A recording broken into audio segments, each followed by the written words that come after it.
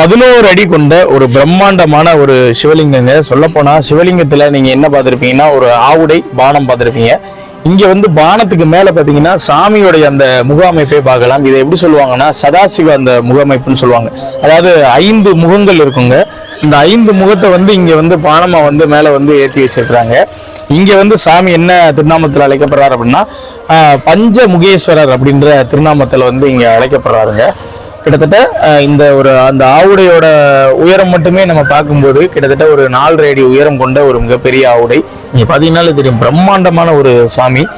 இவர் வேற எங்கேயும் இல்லைங்க, நம்ம விருதுநகர் மாவட்டம் திருச்சுழி அந்த பக்கத்துல இருக்கக்கூடிய கீழக்கண்டமங்கலம் அப்படின்ற ஊர்ல தாங்க இந்த சிவாலயம் வந்து அமைஞ்சிருக்குது.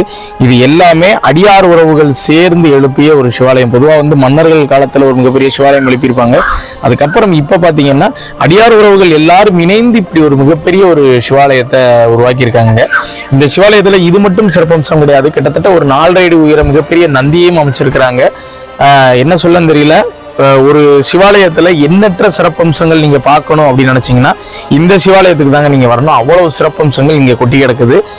முடிந்தா நேர்ல வந்து இந்த சிவாலயத்தை தரிசனம் பண்ணுங்க. இந்த இடத்தோடைய லொகேஷனை டிஸ்கிரிப்ஷன்ல கொடுக்குறேன், மறக்காம நேர்ல வந்து பாருங்க.